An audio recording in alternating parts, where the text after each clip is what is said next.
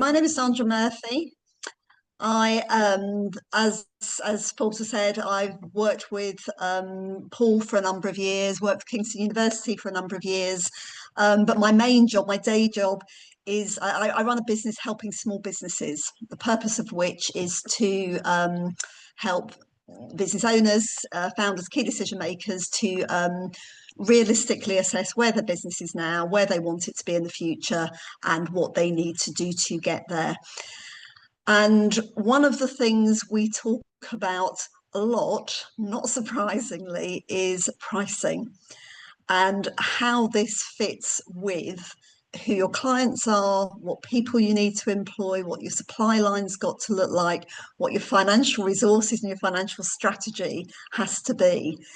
And this was a really so I was delighted when Forbes contacted me and said we want to run a session, but it's about helping people to understand that pricing is not just about money. There is so much that goes along with it.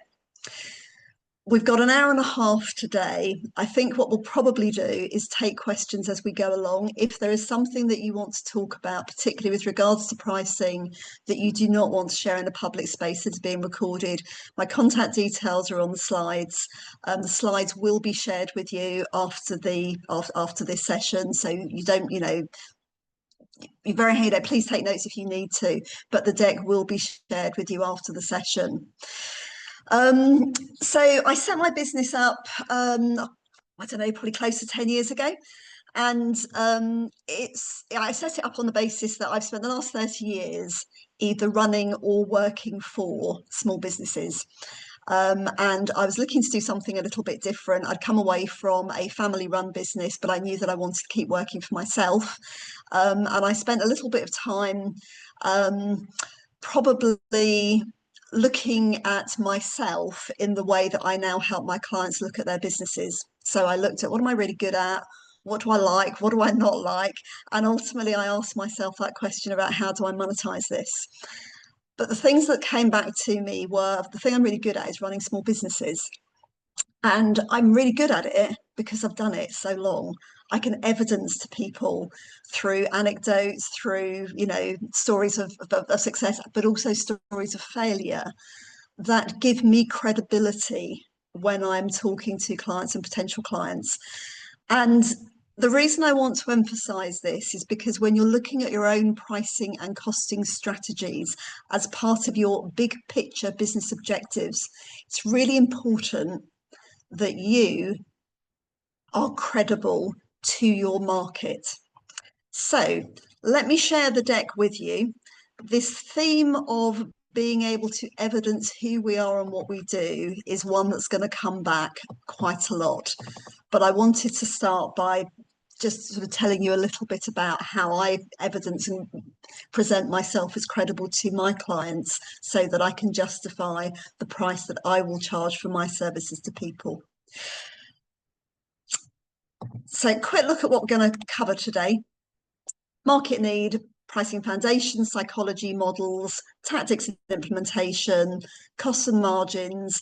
I've got to say here and now, this is not a finance for small business workshop. It's going to touch the real basics of costings and margins and why they're important. But if there is more detailed explanation that you need of how to arrive at that information, again, my contact details are there. Please get in touch.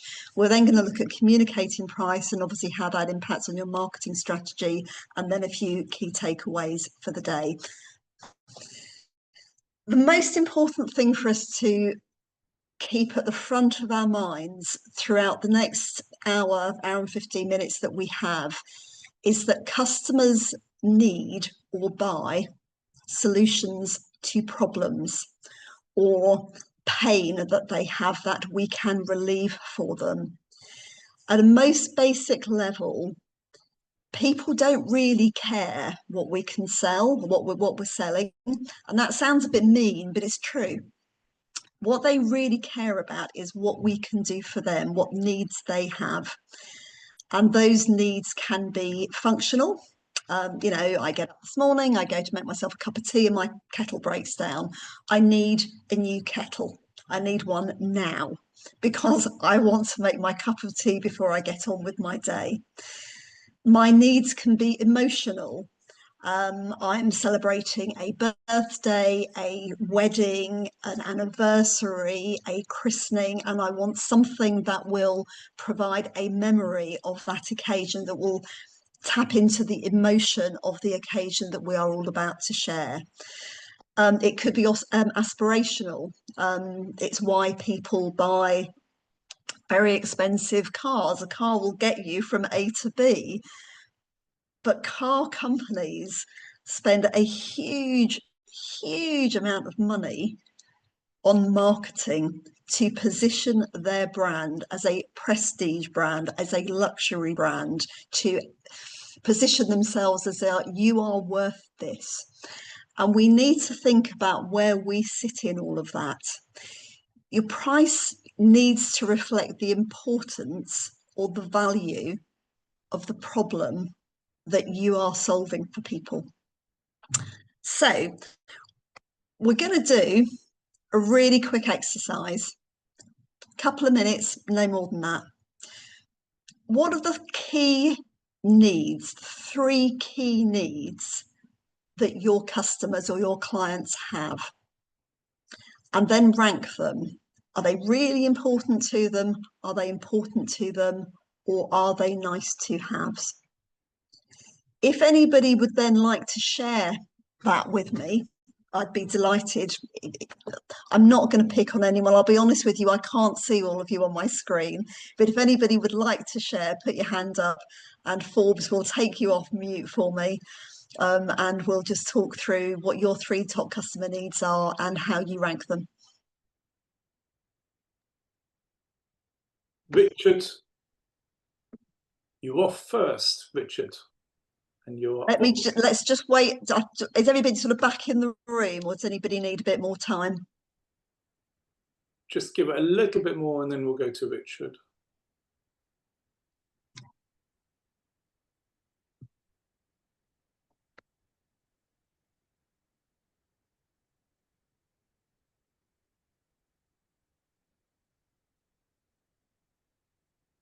Okay, let's go to Richard, I think. Richard.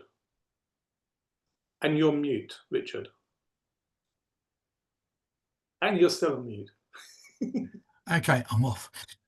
So I suppose the difficulty is ranking them, but the needs from a client, from my point of view, I suppose, are marketing,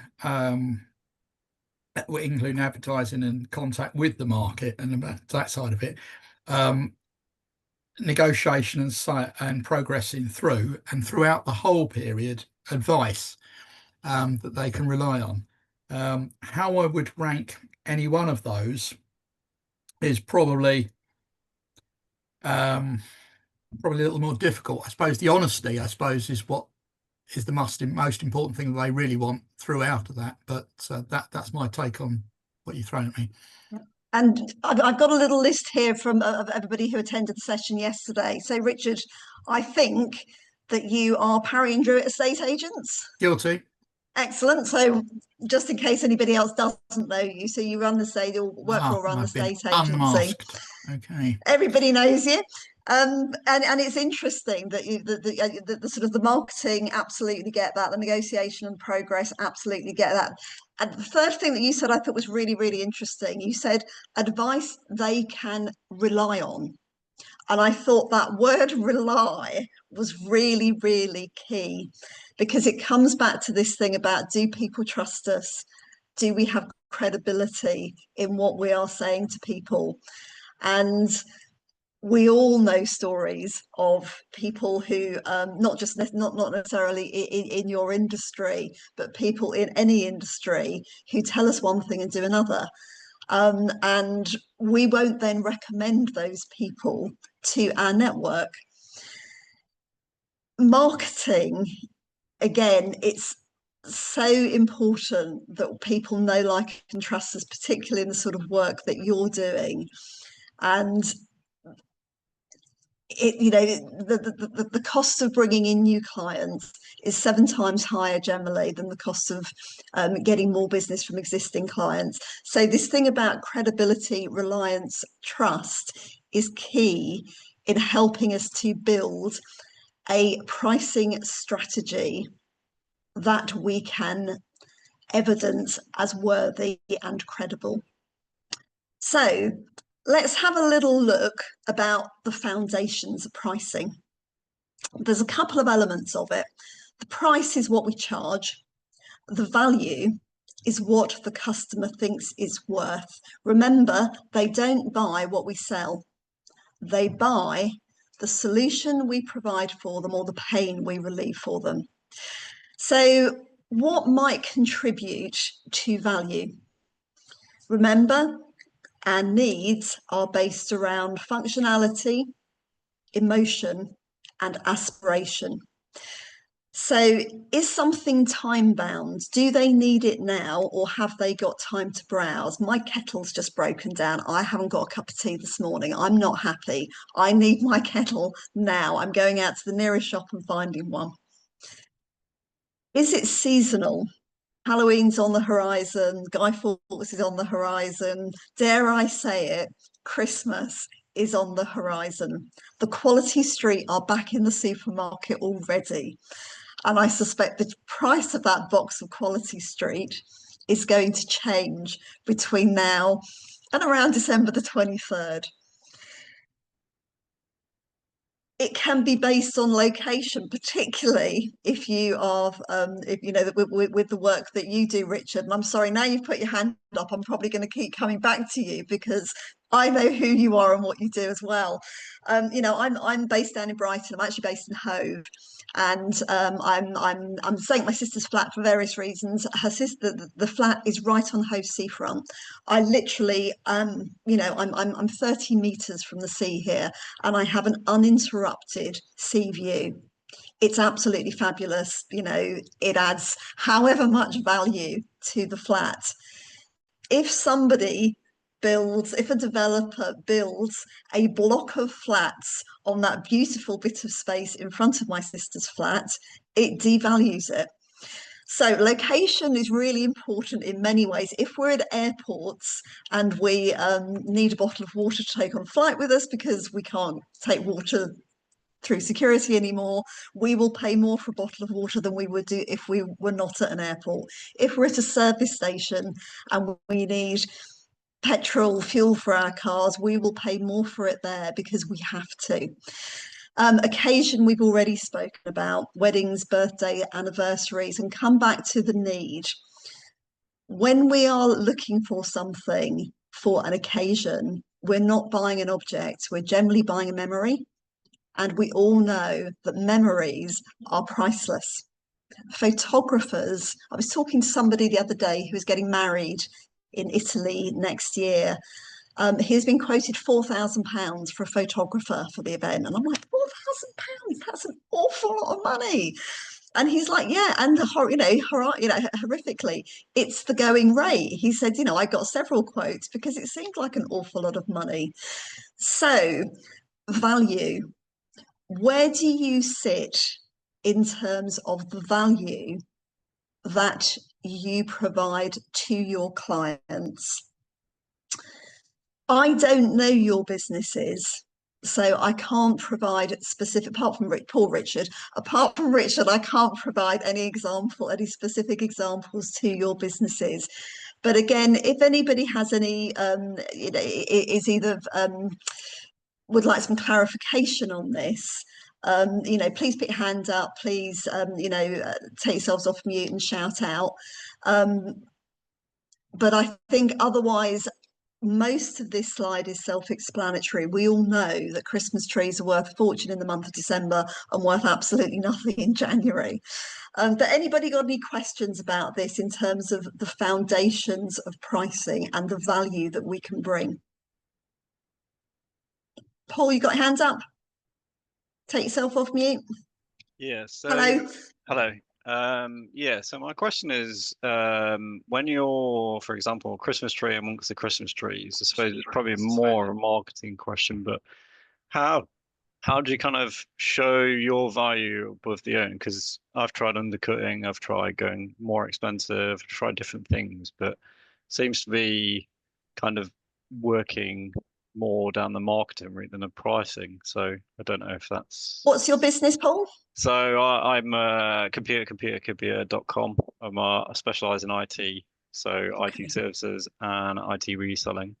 Yeah. And there's loads of us. It's a very saturated market, but Yeah. each one does Yeah. different things. So Yeah.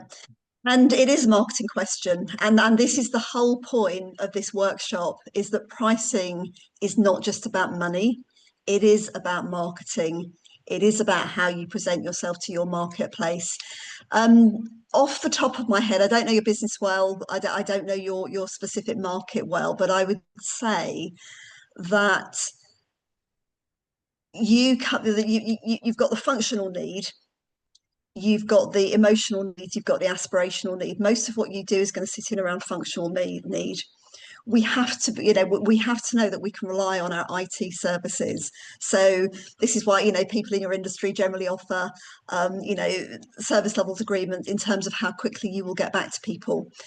If people work on their own, they generally have to be able to provide some sort of assurance of what's going to happen if they are not around, so that there is backup. But the key to all of it is understanding your competition. You are in a really competitive market. It's understanding your competition, and it's understanding how you are better than them. It's about differentiation.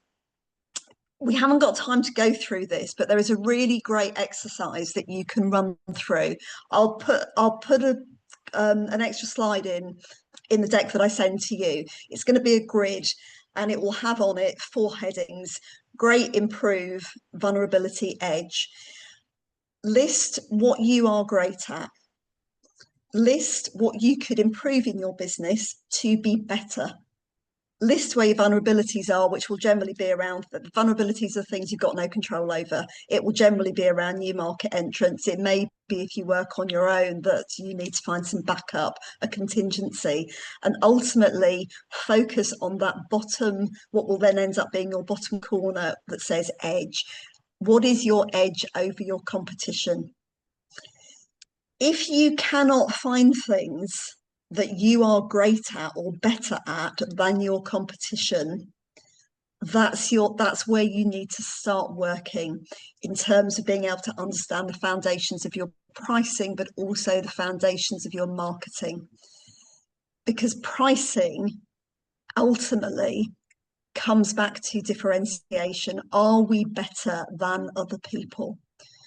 I only work with small businesses because that's my background. I'm not an academic. I do a lot of work, ironically, with Kingston University, but I'm not an academic. I'm somebody who spent 30 years running businesses, and I've made some horrendous mistakes. I've done some really fantastic things, but I've learned from all of them. And that's one of the things that differentiates me from other very good people who work in a similar field to me, but may come at it maybe from a more academic or more theoretical background.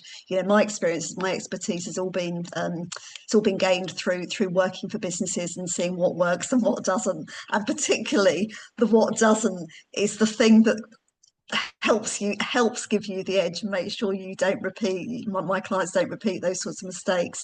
But I'll put an extra slide into the deck that, or I might actually just send it as a Word doc, quite honestly. It will just be a grid, and that's your starting point for understanding how to set your price. What do your competitors do? How are you better than them? And this really is quite interesting, because this brings us this final point on this slide about elasticity of the price elasticity. It's all about supply and demand, and how making small changes to pricing can make big shifts in demand. If we look at the value of something, let's think of something. Let's think, again, it comes back to it, but this is not intended as a political comment in any way, shape, or form, and it's a very, very simple explanation of supply and demand. But if you are living in a war zone, the value of a bomb shelter, the value of something to eat, the value of fresh water is exponential. It's completely different if I'm living in Hove. I've got my house, I can walk up to the supermarket. You need to look at your own marketplace and work out whether or not you can increase prices and position yourself as a premium good or service and sell sufficient or more that will meet your financial objectives, or whether by dropping your price you will increase sales and therefore will be able to generate the profit that you want to.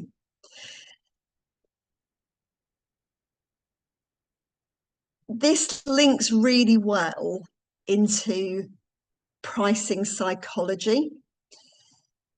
You could do a whole workshop on consumer behaviour, and we are absolutely blessed these days with the amount of data that is available to us about consumer buying behaviour. I'm going to touch on this very, very briefly. There's sort of three key areas I want you to look at. One is called anchoring. A high-priced alternative gives perceived better value to a lower priced item. So we see this particularly at sale time. We see this when we offer promotional pricing by, pay for 6 workshops, or pay for them one at a time and it will cost you this amount, or book all 6 now and you'll get it for the price of 5. So price of 6 is £300. Book it all now, I'll sell it to you for 250 quid. You've just saved £250 as the buyer. I've just gained a commitment from you for 6 weeks or 6 sessions, whatever that may be. So look at it's also why people use subscription services. So for example, if we were looking, Paul, if we were looking at people in the IT world, very often we will want to tie them into retainers. So sign a retainer with me, I'll, charge you X amount per month, or you can just call me whenever anything goes wrong. You're probably not going to get quite the same level of service because I will prioritise my regular clients. I like to reward loyalty. We all like to reward loyalty. We like to feel valued as clients. But I know that as the seller, I now know that I have got a certain level of income, a consistent level of income every month, and that's better for my cash flow. So it's worth it for me. But for my clients, they're looking at it and thinking, well, if I sign up to a 50 quid a month, 100 quid a month, 300 quid a month subscription, that's fine because I know that their hourly rate is 150 quid an hour. So look at anchoring, look at how we can offer a high-priced alternative to give perceived better value for the price we want to achieve. Charm pricing, £99 always feels better than £100. And framing, this save or pay £20 a month rather than £240 a year. Gym memberships do it all the time. X many classes, use of all our equipment, help on site for only 20, 40, 60, whatever it is a month. If it's £100 a month, all of a sudden that's £1,200 a year. If somebody says to me, you've got to sign up for a gym membership and it's £1,200 a year, well, I'm going to think long and hard about that. £100 a month, particularly if I'm on my personal goals are to get healthier, get fitter for whatever reason. If my personal goals have, include stuff around health and well-being, £100 a month might feel that it's worth it to me. We see it an awful lot with gyms in January, where everybody does their New Year's resolutions about getting fit, not eating so much, doing dry January, going to go to the gym. And that's the point at which they will very often tie people into 12-month contracts. So look at the psychology. It comes back yet again to what people are buying. Is it functional, emotional, aspirational? What are they actually buying from you? What solution are you bringing to them? What pain are you relieving for them? If you don't understand that, you're going to struggle to get the right price point for your market. And that price point for your market should always be a combination of your big picture business objectives against what the market will bear. Any questions on any of that? Everybody happy? No hands gone up? Relying on Forbes to give me the okay on this. I'm just having a great look. Just on that little note of sort of when you sort of said how much the market can bear. Yeah. How do you have any thoughts about how you kind of look at that? Yeah, absolutely. So partly competitive research, and partly just go out and ask them. It's really interesting that we make a lot of assumptions about what we can charge people.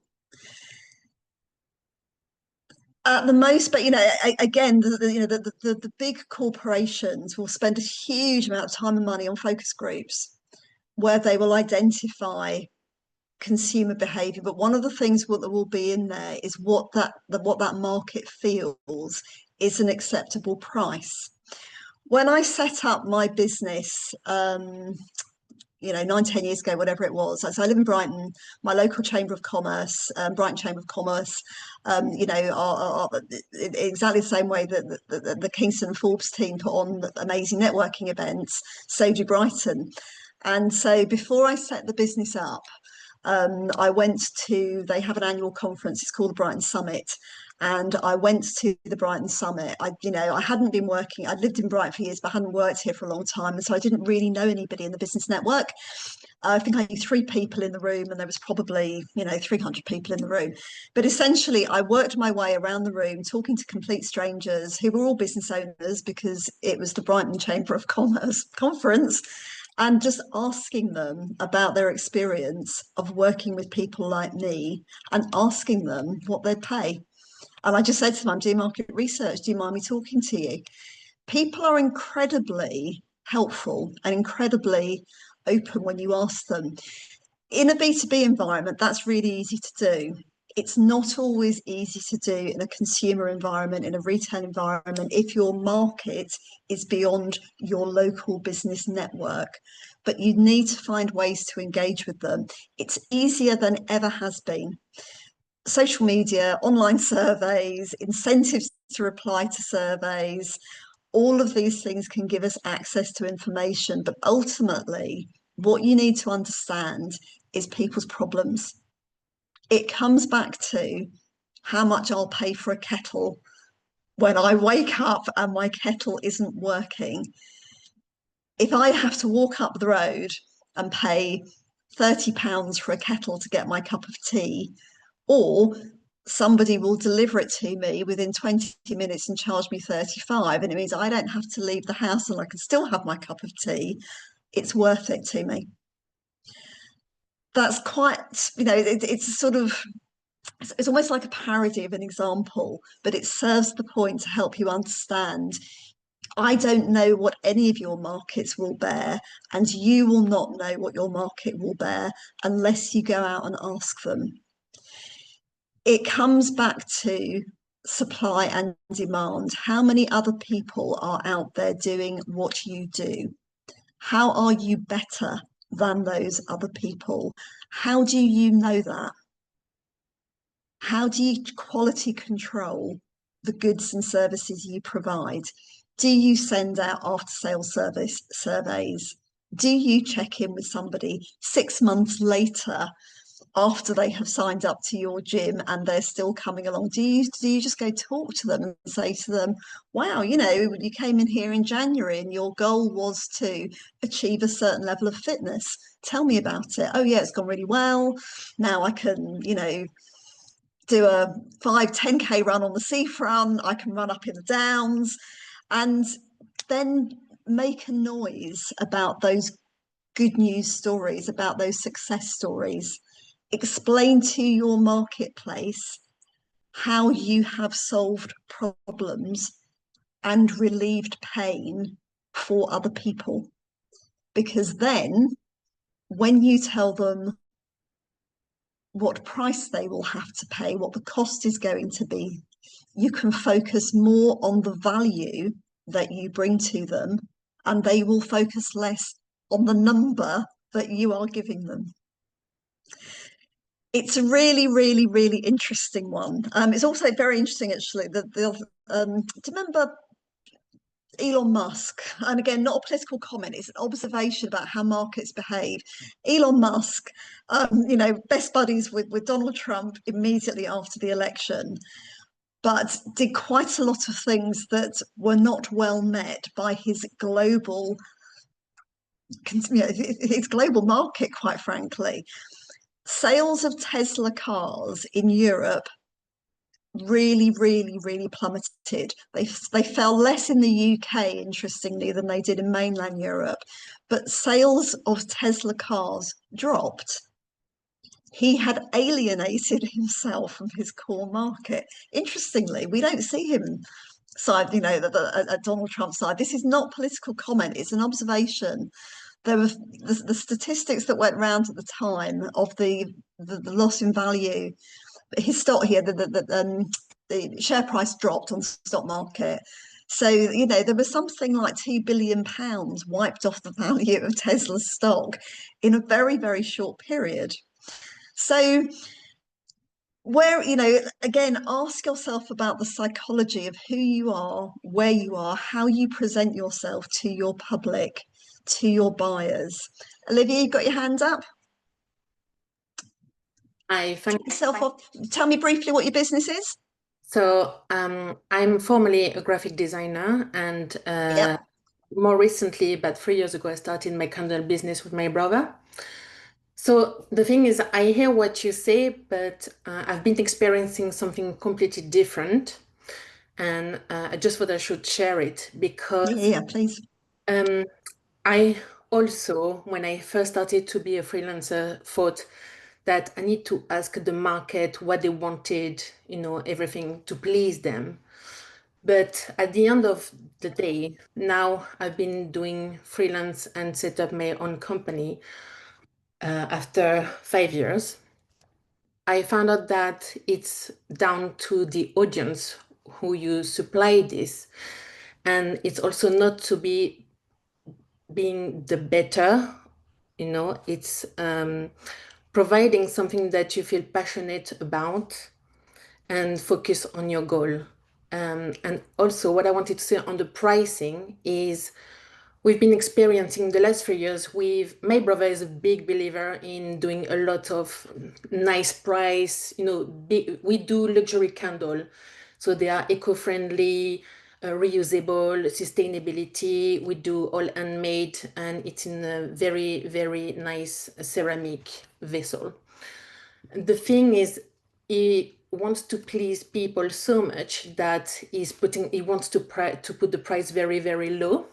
It's not about selling, it's not about the money, it's just he wants to please people. And the thing is, it doesn't match the quality of the work we're doing. So I've managed to make him increase the prices because this is where we need to be. This is where we need to place us, if that makes sense.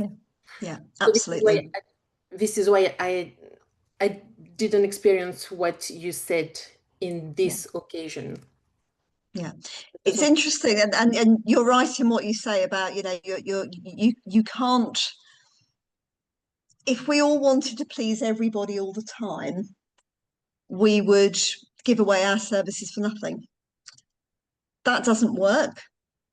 So we need to balance it between what we need for our business, our big business objectives, our vision for our business against what the market will bear. If we find that the market will simply not pay the price that we want, we need to go all the way back to square one and ask ourselves what problem we are solving. Because if we're not solving a problem, if the response is I can buy a beautifully scented ceramic candle somewhere else at half the price that is every bit as good quality, that's a really harsh thing to hear, but it means we're not differentiating ourselves in the way that we need to. If the market is saying to us, yes, they are beautiful and they are beautiful, they are sustainable, etc., etc., etc., but they are only worth this much, we have a business decision to make about, do we want to trade at that price? And there are many, many examples of businesses that have had to come to the conclusion we cannot trade at that price, in which case you either have to look for an alternative that is going to meet your business needs, or you need to find a product or service that is going to meet market demand. But it comes back to the sort of, it's not an easy thing to do. But you do need to ask your market what they're prepared to pay. And you may not like the answer you get. It's really interesting. The main reason companies fail is cash flow. The second most frequent reason for company failure is lack of market demand. Now, there may be a massive demand for candles. There is. We know there is, because it's a bit of a phenomenon really in the last sort of 15 years. Just everywhere we see beautiful, beautiful candles. So there clearly is a demand, but there is a demand at a specific price. If you go to places like Jo Malone, their candles are, I don't know what, they're £100 for a candle, which I go, wow, that's a lot of money for a candle. But they have spent a fortune on positioning themselves as a premium brand. So may not be the answer that you want, but I suggest actually it's around going. I think you need to go back and look at the solution you provide, the pain you relieve, and how you differentiate yourselves from your competitors. But say again, I'll include that sort of grid for you in the stuff that I send out, so that it will give you a framework to do some of that work against. Right, let's crack on a little bit. Pricing models. We all have our own pricing models. If we're in professional services, very often it's around billable hours. If we're in a manufacturing environment, it may be around output, per project, per unit. If we are in sales, it may be around outcomes. So if you achieve this level of sales, you will receive this level of commission. If you receive X level of sales plus, you will receive commission plus. It may be based around subscription, recurring revenue, retainers. We all love recurring revenue, and particularly if you are looking to build your business as a saleable asset that you are going to take to the market and sell, recurring revenue will increase the value of your business. Buyers love recurring revenue. It's guaranteed income. Accountants love recurring revenue. If you are looking for investment, if you are going to investors, if you are going to banks, they love recurring revenue. If somebody is tied into a contract for 12 months, 2 years, 3 years, 5 years, however long it may be, or even one of those contracts that, we'll just keep this running until you remember to cancel it. They're really interesting because most people forget to cancel it. Insurance companies use it a lot. But look at the pricing model that you're using. Time base is interesting. We see it a lot in professional services. The risk that you run with billable hours is it can make your client base reluctant to contact you until things have reached crisis point. We find this a lot with solicitors. People do not go to their solicitors, their legal people, early enough because they think that it's going to cost them too much money. They go to them too late when they have a problem with an employee. They've said something they shouldn't, all of a sudden they're at tribunal. Look at the value that they can bring you. Look at the value you can bring to your clients. If you are an employment lawyer, what is the cost in potential outlay and in stress and in bad publicity for your company of ending up at a tribunal? Output based, per project, per unit. We receive an order, we quote a price. That's all well and good. A piece, we say we'll provide this many units at this price within this time frame. We see it quite often in the building industries, where there are fines imposed for missing completion dates. That's quite an extreme example, but if you are looking at output based, what's your contingency if a member of staff, if you're a small team, what's your contingency if a member of staff is unexpectedly away from work? What is your contingency if unexpectedly a piece of machinery breaks down? Are you tied into some sort of clause that says, if you miss my deadline, I will be able to, reduce, I will not pay the full cost of the contract. So there are lots of good reasons to do them as well. But, you know exactly, you've priced it up, you know what the cost of goods is going to be, you know what contribution it's going to make to your overheads, you know what the profit figure on it is going to be. But you need to make sure that you have contingency written into it. Value-based, where something is linked to outcomes, particularly in the sales environment, we see that used a lot. It's very easy to measure, it's very easy to implement, and the subscription thing we talked a little bit about already.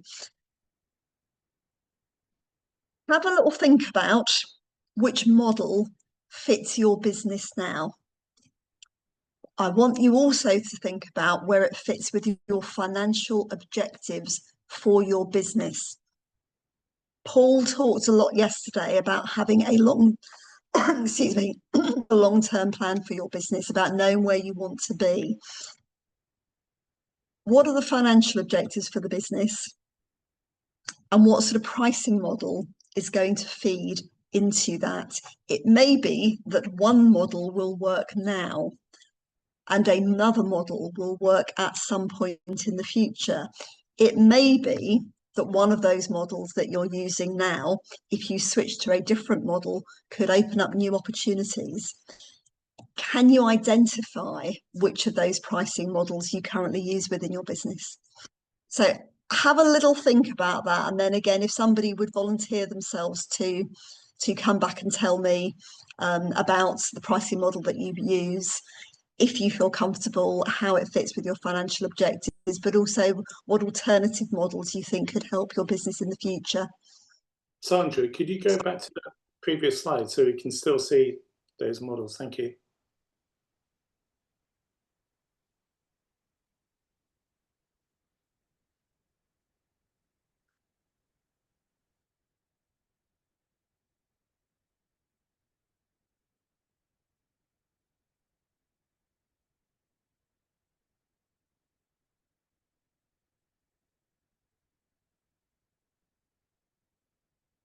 Anybody like to volunteer any of those to talk a little bit about that?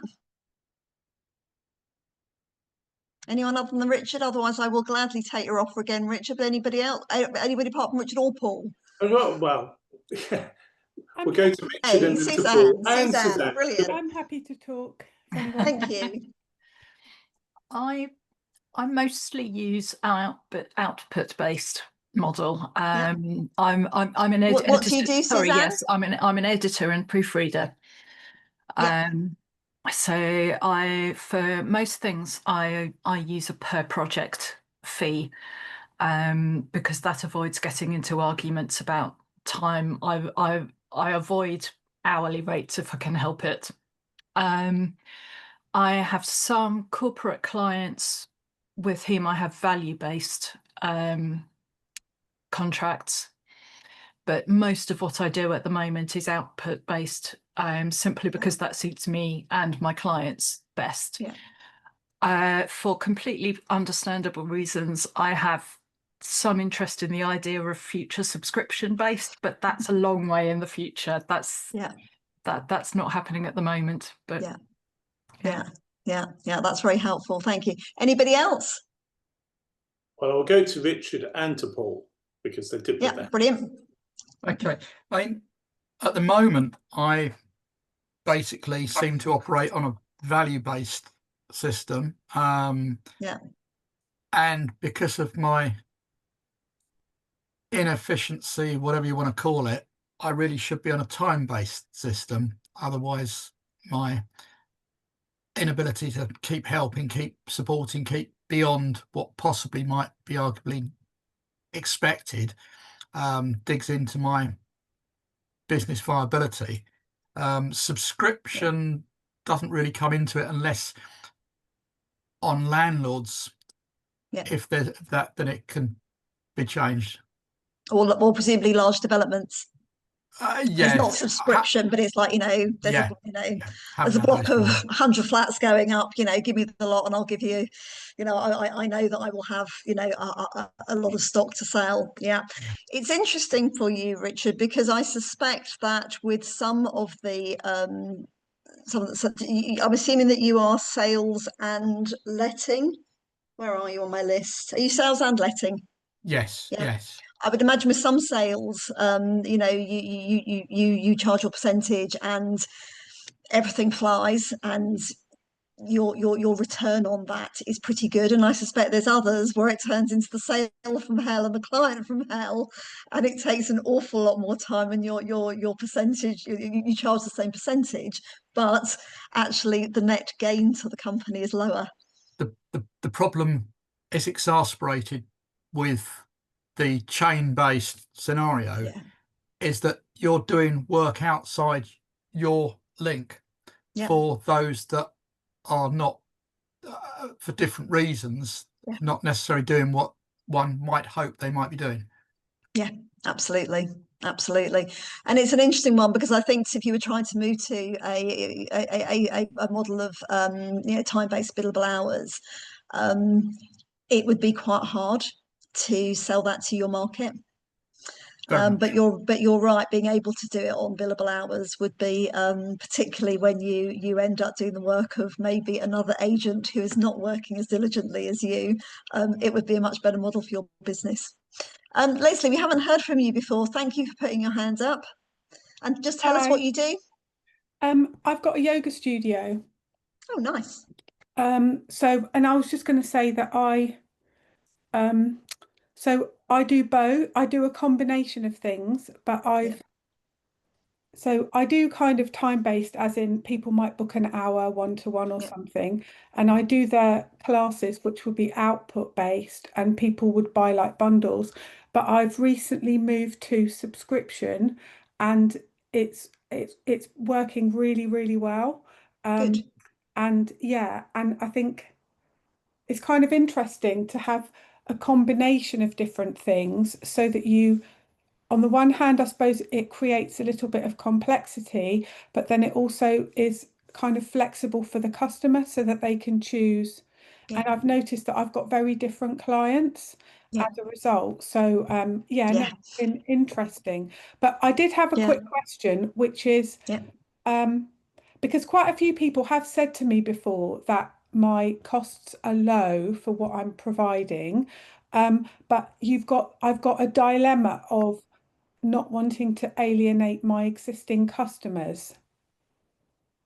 So if I were to sort of increase prices a little bit, then what would you recommend as being the best thing? This is an interesting one. This is a really, really interesting question, and it comes back to too often when we start out, we do not have sufficient belief in our own value, and we set the price too low. And then as time goes by, we realize that actually we're really good at what we do and we're worth a lot more money, and we want to raise our prices. Now, our client base knows that we're really good, but they say to us, no, I'm not going to accept that. I'm just not going to accept that because, you know, you're now putting the price up by, you know, 25%, 50%, whatever it is. And the reality is that you will lose some people, but other people will have a little moan and they'll still stay with you. It comes back to being able to evidence to them what they are getting. Their argument back to you will be, oh, yes, but, you know, I got all of that before anyway. And your answer to them is, I know, and is it fantastic? Because it's all worked so well for you that lots of other people who've heard about it now want to work with me too. Mm. And I have, you'll say this much more nicely than I'm saying it now, but, you know, I have limited time. I can only sell so many hours of one-to-one yoga tuition at a time. My studio has limited space, and I can only sell so many spaces and so many mats per session. It's a perfect example of elasticity, price elasticity, about supply and demand. Your reputation has gone up. You can charge more. You will lose some people, but you're going to focus as much as you can on keeping them, but it has to be at a price that is worthy of your value in the marketplace. Also, the other thing that you said there that was really interesting was that you've got different different audiences, because we can also find that within our markets, we segment our market, and we can charge different prices to different parts of that market. We see it, oh my God, there's so many examples of it. I'm trying to think of one quickly and easily. The travel industry, this is sort of an example of market segmentation. But the sort of holidays where, you know, we see it through the ranking of hotels, 3-star, 4-star, 5-star. We see it in, do you want a villa holiday in the, you know, the countryside where there's nobody around you, which is very much looking at a particular market. Do you want something in the centre of town where there will be, and there are all sorts of different things that will then be costed in to arrive at the value for that type of holiday. And particularly around the whether it's 3-star, 4-star, 5-star accommodation, how that can then be taken to the market. But you're absolutely right in what you're saying as well about segmenting your market into people who want one-to-one tuition, people who want to you know, come in and be part of a class. You probably, you know, you've got your daytime classes, you've got your evening classes. I suspect the people who attend your evening classes are the people who are working 9 to 5 mainly, and the people who are attending your daytime classes may be people who've got, you know, young kids at school and can't get out in the evening, but they'd love to be there during the day. They will all have different reasons and needs. They will have different problems. They will have different solutions that they need, or different pain that you're relieving for them. And you're doing absolutely the right thing in using a multiple of models in meeting all of those market needs. Did somebody else have their hands up? Sandra, yes. Can we? Thank you, Leslie. Can I just say, Leslie, well done for you, because we've known each other for a little while, and I think the fact that you've been flexible and adapted to, you've tried the packages, you've kind of gone on to the subscription. Hats off to you for giving that a go and seeing and discovering, okay, maybe this actually works. So that's, yeah, it's definitely the way forward. It's just, and I wouldn't have thought of doing it actually if I hadn't been on all the training from the chamber, because I would not have either had the guts or the knowledge. So, but fair play for giving that a go. Well done, well done. I do want to go back to Paul. So we'll do Paul, and then we go to Catherine, because Catherine's had her hand up for quite a while. Catherine, we're not going to forget you. I'm mindful you've had your hand up. Beginning, if you don't mind. So oh, brilliant. Okay, thank you. And then thank you. Go to Catherine. Thank you, Catherine. Paul. Thank you. Well, I've based mine. I originally started out actually output based, but then I'd switched to more subscription to retainers and things like that, because otherwise you don't actually continue the revenue. Because I was noticing, especially with hardware, you'd sell a lot of it all of a sudden, and then for months you wouldn't sell anything. So I had to switch from one base sort of thing. But I do kind of use all of them at some particular times. It depends on projects and what comes in. But I've noticed the subscription things is so beneficial for business, whatever sort of business you're in. It just does the best. So that was it really. And you're right, using a combination of pricing models. So there's a firm of lawyers that I work with, and they encourage their clients onto retainers, onto the sort of subscription recurring revenue, rather than the billable hours. But they then have to say to their teams, you have to keep track on the hours and make sure that it stays within the service agreement for the subscription. And so there is always a balancing act that has to be done with all of this. And even with subscription services, for professional services, for example, it may be that, you need 10 hours a month, it's this level, 20 hours a month, this level, 30 hours, or this number of users within your team. So there's always going to be little nuances to the pricing model that you're using. And they all need monitoring to make sure that they meet your financial objectives as well. But thank you for that. Catherine, let's come to you. Tell us what you do. And take yourself off mute. Hello, hi.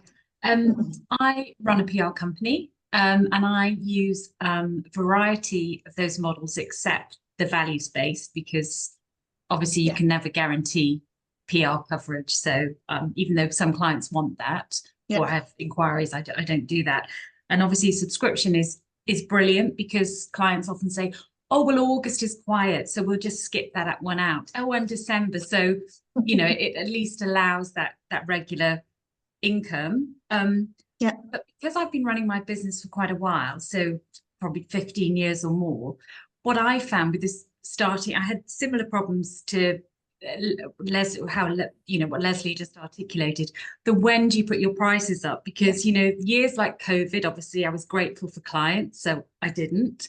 And then you just think, oh well, I don't want to say to them, so some that I've had for a long time, there's a lot of disparity, is what I'm trying to say, between my pricing for various people, and it's harder with the long-term clients to move them up the pricing chain, so to speak. So I do struggle with that. I find that very difficult, because it's not like because I haven't got into that discipline of doing it every April or a few percentage, but so it does become, for me, that's probably my biggest challenge. And also, we need to look at what's going on in the big bad world as well. And I think it's it's agreed, generally agreed at the moment. The economy is it's not great at the moment.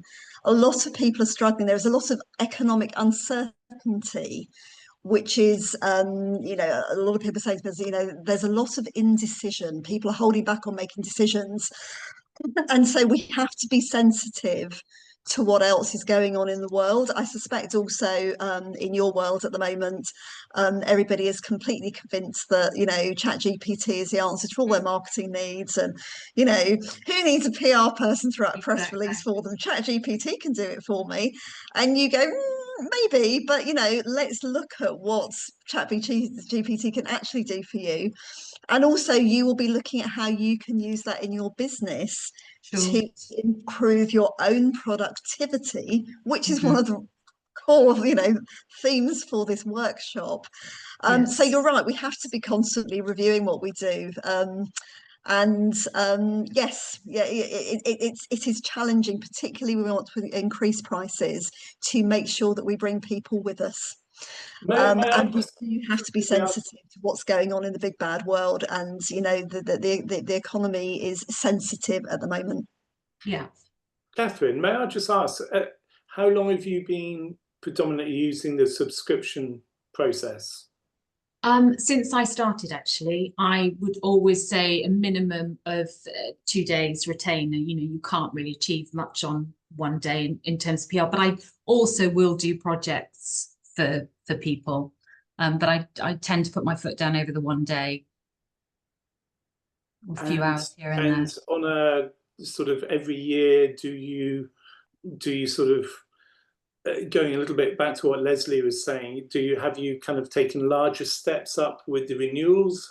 How have you managed that? Yes, so new inquiries, I charge a different rate that's, you know, the market rate, I suppose. It still reflects on the fact I'm a small business, but I deliver a good service. But yeah, so there is, you know, it's great. I keep, you know, I need to have new clients, but I also don't want to particularly lose. And I know people say you should sack clients now and again if they're not bringing in value, but I haven't done that. So I do have long-term relationships and clients that I still have that pay considerably less. And it's an interesting one, because that comes back to your vision for your business, your long-term planning, and also your financial objectives. And it is not unusual to have some business where we think we will achieve a certain level of profit, other business where we will achieve another level of profit, and other business where we'll achieve a different level of profit. I understand, I absolutely get what you mean about sort of working with people for a very long time and not wanting to put prices up. But I'm just going to put a little, I agree actually with what you're saying, but I'm just going to tell a little story here of somebody I worked with a number of years ago now, and he comes to me saying, all I ever do is work, and I've never got any money in the bank. And so we, rather than sort of going into where do you want to be in the future, we actually just took a step back and did some analysis on his finances. And he was a lovely, lovely, lovely man, probably not terribly commercial, lovely bloke. And essentially he hadn't put his prices up for 3 years. 80% of his business was coming from one client, not unusual, 80-20. But, you know, it horrifies me when I see that. My rule of thumb is don't let any one person be responsible for more than 15% of your billing, because if they go under, they can take you with them. But 80% of his business was coming from one client, and he hadn't put his prices up for 3 years. During that time, you know, the sort of work that he did required labour, it required machinery and equipment. Fuel prices had gone up, cost of equipment had gone up, labour prices had gone up, and ultimately he was running this client was costing him money every time he went out to work for him. He was running at a loss.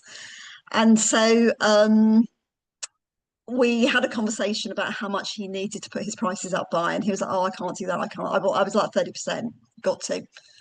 And he was, I can't do that, I'll lose the client. And my response to him, which is a really obvious answer, was the client will be doing you a favour if they walk away, because it is literally costing you to work for them. The problem though was he hadn't done the analysis on the client or the project. The good news on, you know, I'd said 30%, we compromised on 25%. He went to the client, said, I've got to put my prices up. And they went, yeah, sure, no problem. Because they knew that they were underpaying him, and, you know, not terribly honourable. They maybe could have, you know, offered a little bit of something a little bit soon, but nobody's ever going to come to us and ask us to charge more for our services. But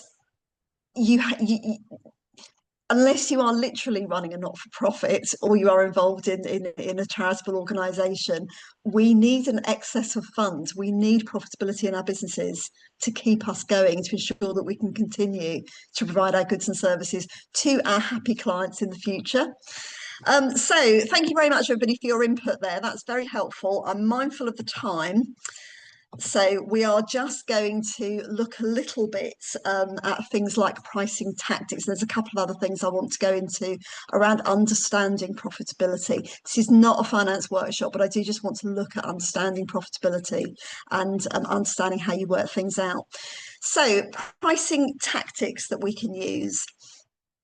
We can bundle things together. We can tier offers, you know, buy this pair of trousers and you know, buy a second item, buy the beautiful blouse to go with it, and actually we'll give you 5 or 10% off the total cost of your order. Tiered offers, it's more the sort of thing that we were talking about earlier. You sort of add things on top. I go to buy my kettle, somebody offers me the tea bags to go with it and the oat milk to go with it and the sugar to go. The people who do this really well are the coffee makers, yeah? With the sort of fancy coffee makers with the, I don't drink coffee, as you can probably tell already, with the little pods where if you buy one thing, you then get the other thing as well at a perceived discount. It is a perceived discount because we will already know what price we need to sell things at to ensure that we are profitable. Introductory versus long-term pricing. This is quite prevalent in insurance. Don't worry about doing an auto renew. We'll just renew it for you. Put it onto an auto renew. We'll just do all of this for you. And all of a sudden you find that your premium has gone up 25%. You shop around and you find that you can get it for a much better price. The streaming services do it a lot. Insurance companies do it a lot. I find also that some of the hosting companies do it a lot around domain names. You know, buy a domain name, £7 this year, and all of a sudden it's £100 next year, because we don't look at things like that. We just go, oh yeah, it's too much hassle to change it all. There are nice ways of doing this as well. I've painted quite a bad picture in terms of introductory versus long-term pricing. So there are nicer ways of doing this as well. You just need to make sure that you get the marketing messaging right around it. Loyalty incentives. My hairdresser does a loyalty incentive. Every time I go to my hairdresser, they give me a loyalty stamp. And when I've got so many stamps, they give me 10% off my next haircut. I love that, you know, it makes me very happy. I love my hairdresser anyway, I'd probably still go there, but it makes me feel that they care about me. Go back all the way to functional, emotional, aspirational. What are my needs? Functional, my fringe gets too long, I've got to get it cut. But emotional, I like to go to a place where I've got to sit for an hour or 2 hours every month, 2 months, whatever it is. I like to go places where I feel that I'm valued as a customer, where they care about me. It's a tiny little thing. We see it a lot in the sort of buy one, get one free type things, you know. And then finally, dynamic pricing. Dynamic pricing has had a really, really bad press over the last few years, particularly around concert tickets, for example, with Oasis last year. I think Coldplay also came into for a fair amount of criticism around dynamic pricing. Sporting events, we see dynamic pricing used a lot. Interestingly, we can say no to it. The Cure, for example, when they put their concert tickets on sales, just said, no, we're putting things at a certain price, that's it. We're not going to allow the third parties to use dynamic pricing to increase profits. We don't want that to happen. But the reality is that dynamic pricing has been around for years, and we probably just haven't called it that. We all know that it costs more to go on holiday in the school holidays. It's not fair, but it's the reality. It comes back to supply and demand, elasticity of price. You know, it comes back to the Christmas trees and the quality street all over again. So there are certain things that you can do to promote sales, and you need to be careful of the marketing messaging that goes with it. Loyalty incentives work really, really well. That's why we see them so much, particularly in you know, the large supermarkets everyone would go to these days. They offer a loyalty card and they offer their customers a lower price on certain items if they have a loyalty card. We see it in small businesses to a lesser extent. It is still used, but it needs to be really, really tightly controlled. You need to be assessing how much you are giving away and whether or not your finances can support that. There's a lot to be said around this. So actually, I think I'd prefer to ask if you have specific questions you would like to ask around pricing tactics. So again, anybody want to offer any thing to a discussion or ask any questions. I have a question. Is that Leslie? Yeah, sorry, I just turned off my video. I put That's it right. back on again. It Thank was you. so you know what you were saying about loyalty discounts and things like that. That is something that I struggle with, because if I discount too much, then I'm giving everything away for free. And it's finding that balance between exactly what you say, because I'm conscious that I would like to do something like that. So I don't know where I could like go to find more information to get inspiration for that sort of thing.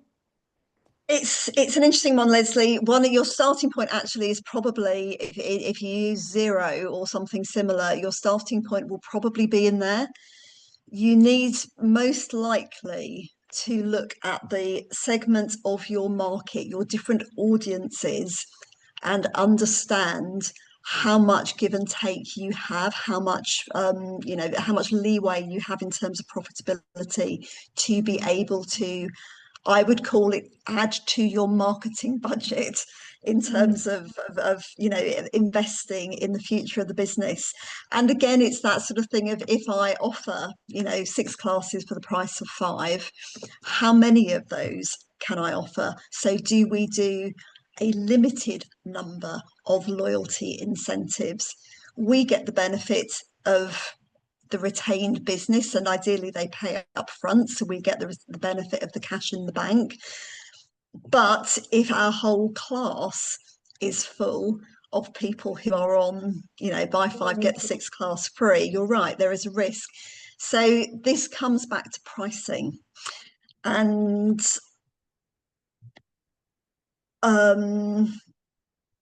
we're going to talk a little bit about we're going to come talk very, very, very tiny bit about the sort of the functionality of working out pricing. But I suspect actually your answer is going to lie, do you use accounting software like Xero or something? Well, I'm going to start to, so that's, I think, where I need to, yeah. Financial reporting is fabulous these days. It is so much easier to understand where we have marketing budget that we can use. Equally, it's really so much easier to track our marketing incentives and see which ones work for us.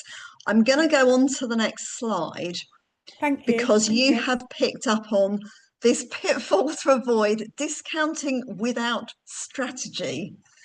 That's exactly what you are talking about, Leslie. And any discounting that you do, it needs to be part. I keep doing this thing about my big picture, where it's got, here's my business objectives. Underneath that, I've got my sales activity, my marketing activity, my people strategy, my financial strategy, and my processes and systems, and they all need to point in the same direction. So if I know that I want to bring in X many more people to my yoga studio in the next financial year, and that's going to generate X amount of income if I charge this price, I've then got to follow that down to how many people do I need, how much marketing do I need to do, and I've got to go all the way back down to my bottom line and see whether or not I can afford to do it. It sounds more complicated than it is. It's not, particularly not when you've got, well, I say it's not what it is, but it's not as difficult as it sounds, particularly when you can get some decent information about your finances. And also, if you carefully track any marketing promotions, if you use vouchers, if you get some, make sure you put a coupon, identifying number on it. When you get people coming to the studio, always ask them, if they knew where they heard about you. Yeah. With a lot of those things, we say to people, recommend a friend and we'll give you 10% off your next class. That works really well. Word of mouth, it's free advertising for us, but you need to track it. And you absolutely need to understand the effect it has on your bottom line. But you're right, discounting without strategy is a really dangerous thing to do, as is competing only on price. It's an invitation for your business to fail if you're only competing on price. The people who can compete on price successfully are the people who sell in bulk. It's the people like IKEA. They know that they will sell volume of you know, hundreds upon thousands of tea lights, serviettes, picture frames, sofas, whatever it is, they're you know, shelving units that they're sending out the door. But they're really clear about, you're not going to get great customer service here. That's it. You'll get, you know, you'll get a nice look for your house, and we'll give you ideas about how to do this, but you're not going to get great customer service, and you're not buying an item of furniture that is going to be handed down in your family for generations to come. So be careful competing on price. Do not discount without strategy. Ignoring customer perception. This is a really interesting one, and it works both in terms of high perceived, so the perception of us being a high value good, or the perception of us being a value for money good. If you are in the sort of higher end of that market and you cut your prices too much, you discount too much, you cut the value of your brand. If Joe Malone put all of their candles out on the market at 10 quid instead of the £100 or whatever it is they charge, they would damage the value of their brand. Inconsistent pricing damages the value of your brand. Again, what differentiates you and why are you worth this? If you are perceived as a good value for money, so if you're perceived as an Aldi, as an Asda, as a Lidl, in terms of, you know, looking at the supermarkets again, and all of a sudden you put your prices up, you're going to lose most of your marketplace. They are competing on price, and they can afford to do it because they sell volume. But more than anything, your price needs to reflect your business vision and goals. Where do you see your business in the future? What is the value of your brand? What is the position of your brand in the marketplace? Are you an Aldi? Are you a Lidl? Are you a Sainsbury's? Are you a Waitrose? Are you a Fortnum Masons? All of them essentially sell, you know, Fortnum Masons Food Hall, Waitrose Food Hall, essentially they all sell food, but they all do it in a really different way. And they are really clear about who their target market is. Your pricing needs to reflect your business vision and your business goals. And it must reflect your financial resources.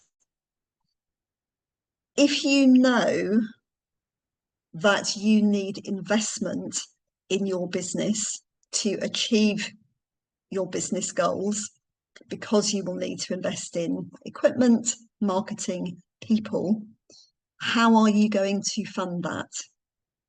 Do you have cash reserves? Do you need external investment? It all needs to tie back into the same thing. It's all got to point in the same direction. I've put your price needs to reflect your business vision. It must reflect your financial resources, because cash flow is the main reason businesses go under. So just to go back to that, in terms of your pricing tactics, look at it alongside these pitfalls that you absolutely have to be thinking about. Never discount without strategy. What is your business strategy? What is your financial strategy? Does your pricing strategy support it? Is it consistent?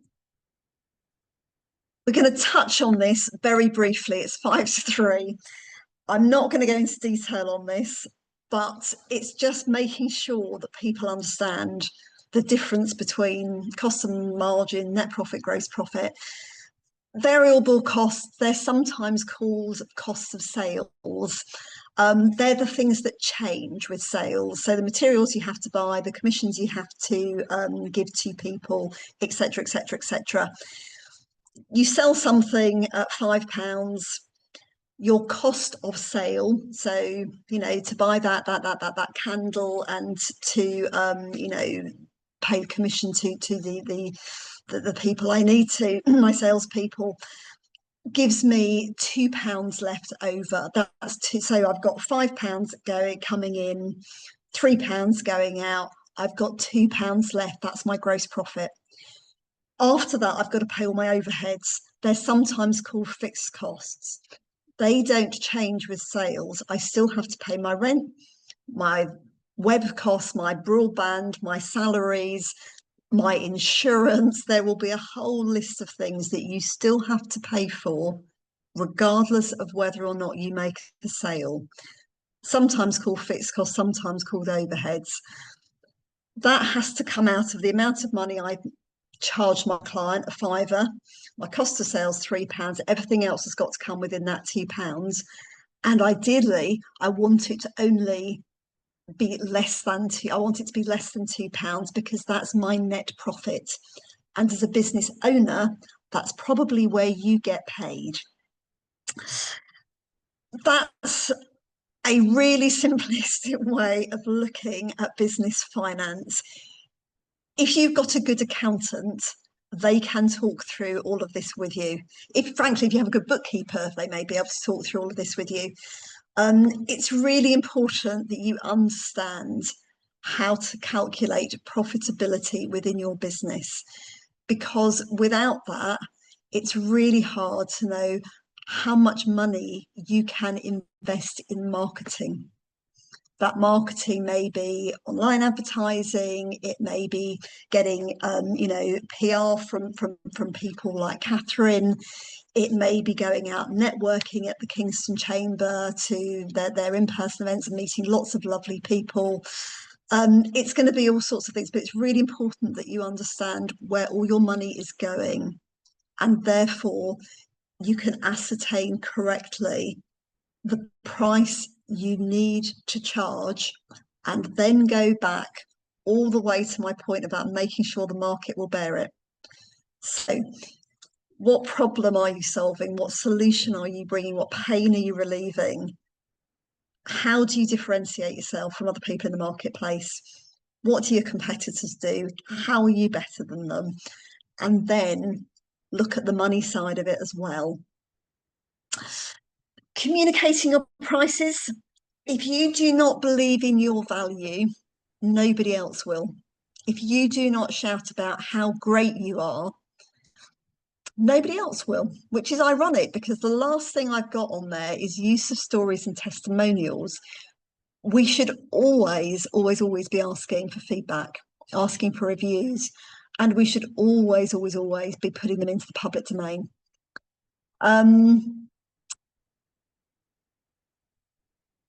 Third-party endorsements are seen as so much. This is why people use PR agencies, for example, like Catherine's, because advertising, we all know that we pay for it. Case studies, testimonials, third-party endorsements of our goods, our products or services are seen as being of much higher credibility and therefore of more value to us.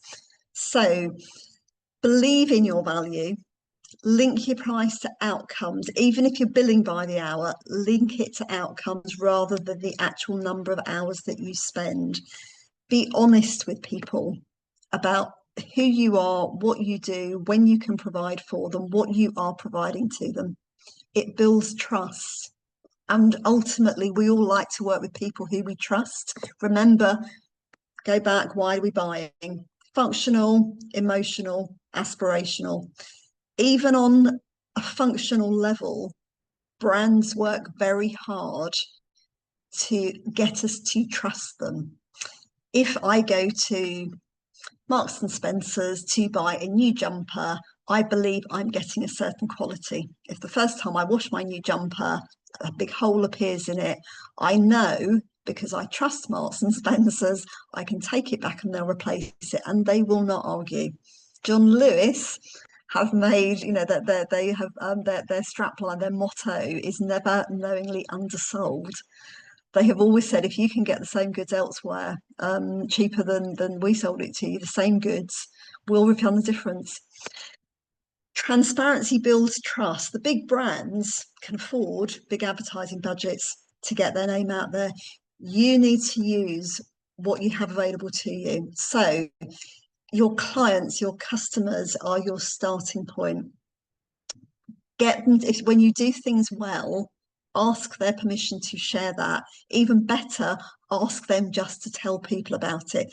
This is why we give referral bonuses or incentives to our existing clients, because they're going out and doing free advertising for us. Sandra, Is there anything that sorry Forbes, we are really up to 3 o'clock now, so yeah. Can we that's my last slide. Okay. Thank you.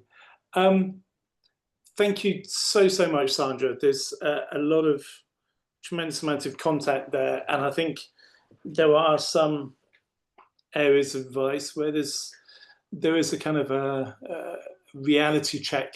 I think we always have to do that.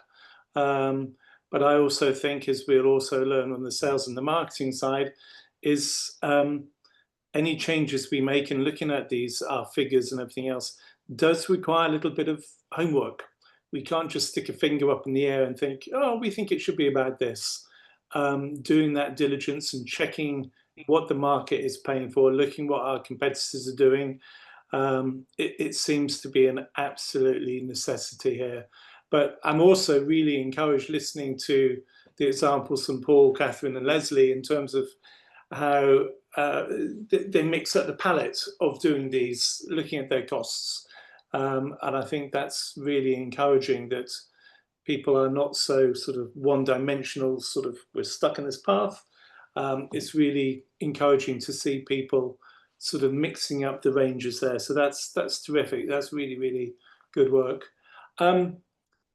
Thank you all so much. I think there is a tremendous amount of content there. It has been recorded, so we will be getting this up on our YouTube site as soon as possible. We are in the process of actually getting our new chamber website up. Well, it is up and running, but we're just checking on any gremlins on it. But we will have this available. Our next session will be on the 23rd of September, and I will send you some updates and times, just reconfirm the time for that. And that will be on sales and marketing. And again, the ripple with this is knowing the audience. How do you get to know your audience for this, for your sales? But thank you so much for your time. Thank you very, very much, Sandra. Thank you for the questions, and enjoy the rest of your week. I hope that has been very helpful. Mind yourselves. Thank you all again. Bye. Thanks so much. Really helpful. Thanks, Leslie. Bye.